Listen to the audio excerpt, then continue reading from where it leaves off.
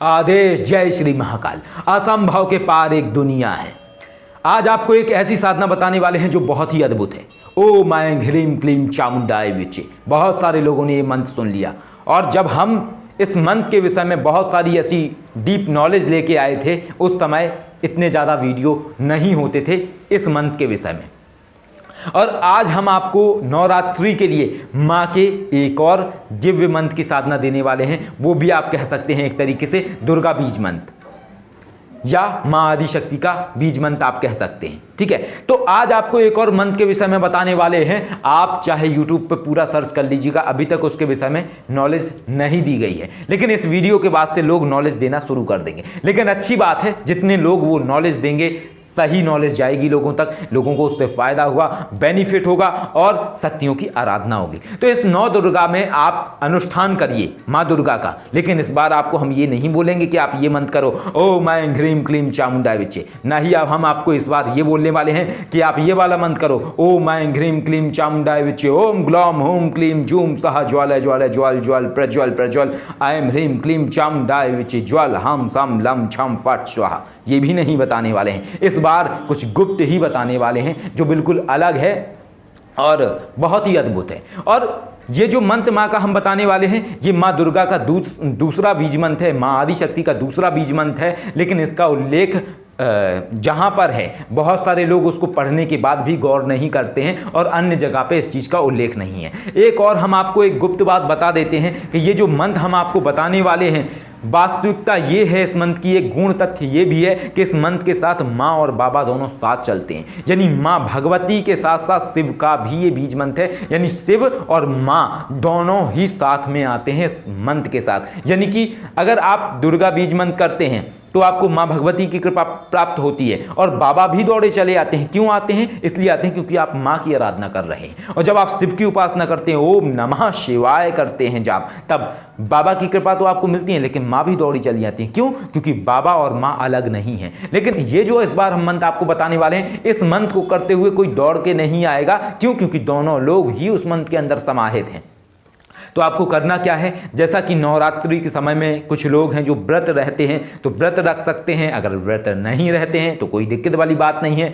वैदिक पद्धति के हिसाब से जो लोग कलश स्थापित करते हैं तो वो उस पद्धति के हिसाब से कलश स्थापित कर लें। लेकिन जो तांत्रिक पद्धति से करते हैं, जो ज़्यादा चीज़ें नहीं करते हैं, वो सीधा घी का दीपक जलाते हैं, प्रतिमा स्थापित करते हैं, पूजन करते हैं, उसके बाद जाप शुरू कर देते हैं। जो इस पद्धति से करते हैं वो इस पद्धति से कर सकते हैं। मंत्र सुन लीजिए, इसके बाद सारी चीज़ें वैसी ही हैं जैसे आपने पहली की साधनाएं सुनी हैं। दिशा पूर्व या उत्तर, आसन कोई भी हो, वस्त्र कोई भी धारण कर लें, या लाल वस्त्र धारण कर लें या सफ़ेद वस्त्र धारण कर लें, या कोई और हो तो और वस्त्र धारण कर सकते हैं। जैसे उचित लगे वैसे आप कर सकते हैं। ठीक है, मंत्र है ओम नमः शिवाय।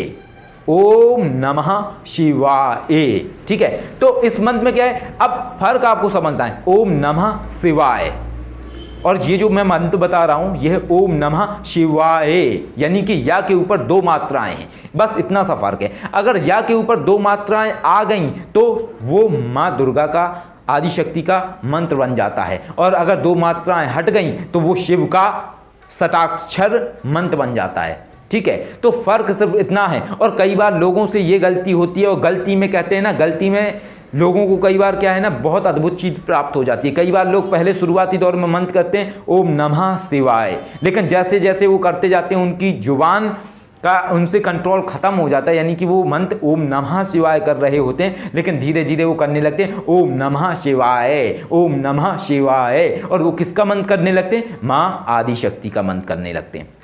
तो आपको इस मंत्र की साधना करनी है ओम नमः शिवाय, ओम नमः शिवाय। इसमें आपको बाबा माँ दोनों के मानस रूप में आपको दर्शन होंगे, और इसके साथ साथ ये 9 दिन में आपको 1.25 लाख मंत्र कंप्लीट कर लेना है। 1.25 लाख मंत्र जाप आपको कंप्लीट करना है, और इसके बाद साधना के अंतिम दिन यानी 9वें दिन आपको ये काम करना है कि इस मंत्र की आपको 2100 आहुति करनी है इस मंत्र की, और आहुति करनी है पूरी आपको साकिल्या से। साकिल्या क्या है पहले भी हमने बताया है, एक बार फिर से समझ लीजिए। घी, हवन धूप सामग्री और इसके साथ चीनी, काले तिल, जौ, ये चीज़ें मिलानी हैं। ये चीज़ें मिलाने के बाद जो मिश्रण बनता है, उस मिश्रण को बनाने के बाद इस मिश्रण से आपको आहुति करनी है। और आहुति का मंत्र भी यही है, ओम नमः शिवाय स्वाहा, ओम नमः शिवाय स्वाहा, ओम नमः शिवाय स्वाहा। ये मंत्र आपका सिद्ध हो जाएगा। ये मंत्र की शक्ति भी बहुत ही अद्भुत है और इसके कुछ गुण रहस्य हम आपको आगामी भविष्य की वीडियो में आपको बता देंगे। इसके बहुत सारी और भी ऐसी चीज़ें हैं जिनका उल्लेख नहीं है कहीं पे।